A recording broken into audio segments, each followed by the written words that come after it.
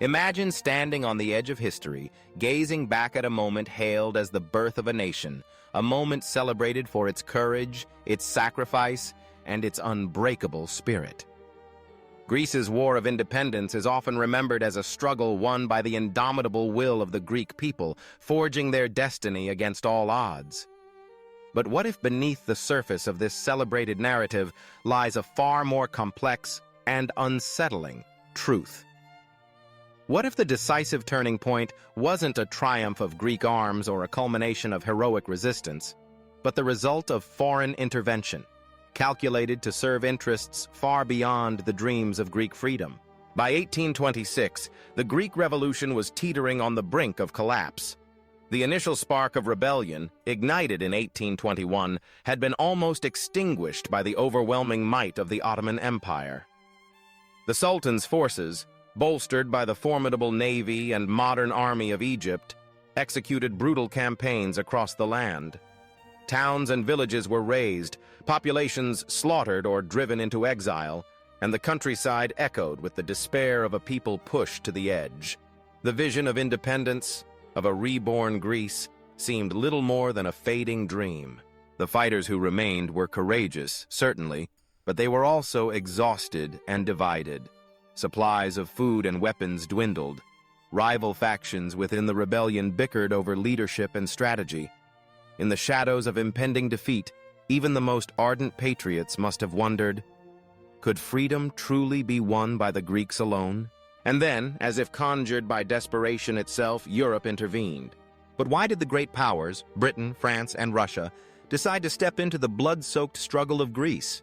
Was it, as some histories suggest, a spontaneous wave of sympathy for ancient Hellas, for the birthplace of democracy and Western civilization? The answer, as history so often reveals, is far less romantic. Britain's motivations were shaped by the hard realities of empire. The Mediterranean Sea was a vital artery for trade and naval power, and instability in the region threatened British interests. Greece's rebellion had already begun to disrupt the balance, and the possibility of Russian expansion, if left unchecked, posed a direct challenge to British dominance. Russia, for its part, saw the Ottoman Empire as both a rival and an obstacle. The Tsars had long coveted access to the warm waters of the Mediterranean, and weakening Ottoman control over the Balkans offered a strategic opportunity. Supporting the Greek cause was not only a way to undermine the Sultan, it was also a means to advance Russia's own ambitions. France, too, was drawn by the allure of prestige and influence. The revolution presented a chance for the French government to assert itself in southern Europe, to shape the post-Napoleonic order, and to remind the world of its power. For these empires, the suffering of Greece was tragic, yes, but it was also a useful pretext. Their intervention was less an act of mercy and more a calculated move in the great game of European politics. Everything changed on October 20th, 1827, in the waters of Navarino Bay. Here, the fate of the Greek War of Independence would be decided, not by Greeks but by the guns and ships of Europe. A combined fleet of 27 warships, British, French, and Russian, entered the bay, facing an Ottoman-Egyptian armada more than 3 times their number. Officially, their mission was to enforce peace, to stop the bloodshed that had horrified Europe's public and destabilized the region. But the peace quickly shattered. When a single shot was fired, its origins disputed to this day, chaos erupted. The battle that followed was a cataclysm.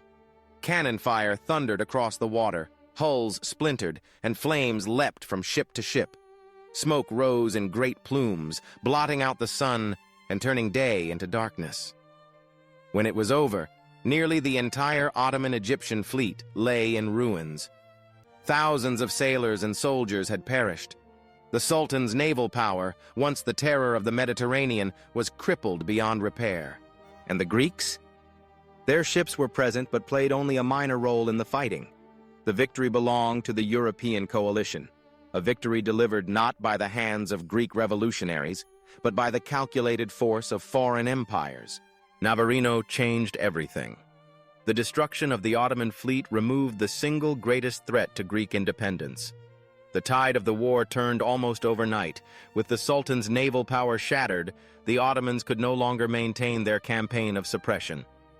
Within a few years, Greece would be recognized as an independent state, yet the myth persisted that Greek freedom was won through unyielding bravery, that the rebellion succeeded by the will of its people alone. The truth, however, is more complicated.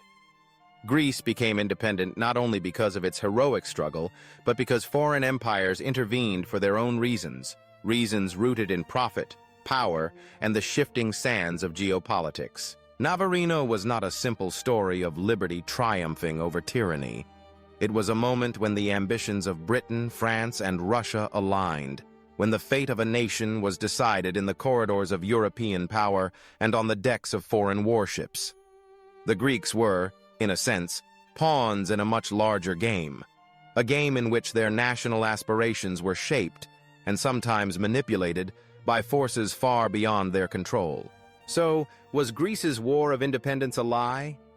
Not in the sense that the struggle was false.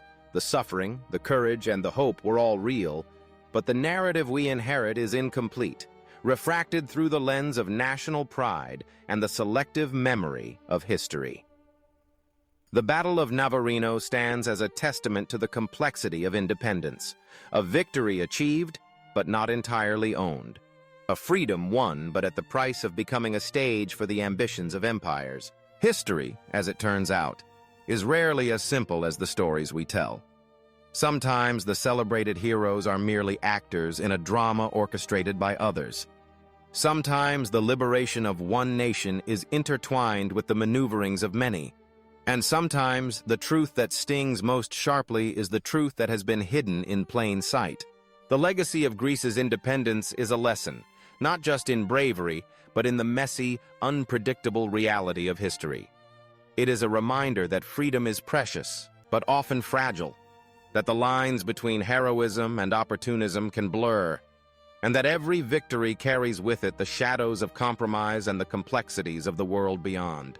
In the end, perhaps the greatest tribute to Greece's struggle is not to deny these truths, but to confront them, to remember that the pursuit of independence is never easy, never straightforward, and never immune to the forces that shape our world.